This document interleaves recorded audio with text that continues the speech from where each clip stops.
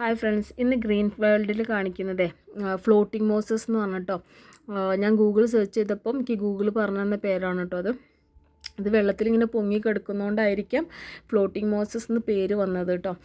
അപ്പം ഇത് എനിക്കൊരു പാടത്ത് നിന്നാണ് കിട്ടിയത്. ഞാനൊരു കൗതുകം തോന്നിയപ്പം ഇതിൽ ഈ വീട്ടിലേക്ക് കൊണ്ടുവന്ന് വെള്ളത്തിലിട്ട് നോക്കിയതാണ്. ഇത് ഇത്രയായിട്ടോ. ഇത് നന്നായിട്ട് വേമേ ഇങ്ങനെ വളരും. അപ്പം ഇതിൻ്റെ ഒരു പാറ്റേൺ എന്ന് പറഞ്ഞാൽ ഇതിങ്ങനെ കുറേ ഇങ്ങനെ ഉണ്ടായതിൻ്റെ ശേഷം അതിൽ നിന്നും ഓരോ ഭാഗങ്ങളായിട്ട് ഇങ്ങനെ വേർപിരിയാൻ തുടങ്ങും. പിന്നീട് അതാണ് എന്താവുന്നത്, ഒരു പുതിയൊരു പ്ലാന്റായിട്ട് മാറുന്നത്. ഇപ്പം ഞാൻ എടുത്ത് കാണിക്കുന്നില്ല, അതാണ് ഒരു പുതിയ പ്ലാന്റ്. അതിൻ്റെ ഗ്രോത്ത് സ്റ്റൈൽ ഇങ്ങനെ വരുന്നത്.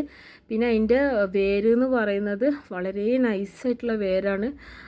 ഒരു വെൽവെറ്റ് പോലെ നമുക്ക് ഫീലാവും.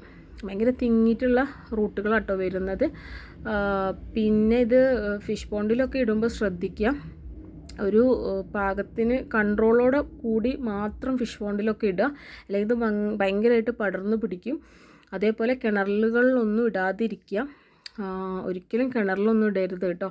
ഇട്ടാൽ വെള്ളം ഭയങ്കരമായിട്ട് ബുദ്ധിമുട്ടാവും. കാരണം സൂര്യപ്രകാശം തട്ടാതെ ഓക്സിജൻ്റെ അളവൊക്കെ കുറയാൻ ചാൻസ് ഉണ്ട്. അപ്പം ഇത് വീട്ടിൽ വളർത്തുന്നതാണോ അല്ലേ എന്നുള്ളത് എനിക്ക് കമൻറ്റ് ചെയ്യണം കേട്ടോ. കാണുന്നവർ ഇഷ്ടമായിട്ട് ലൈക്ക് ചെയ്യണം, സബ്സ്ക്രൈബ് ചെയ്യണം കേട്ടോ.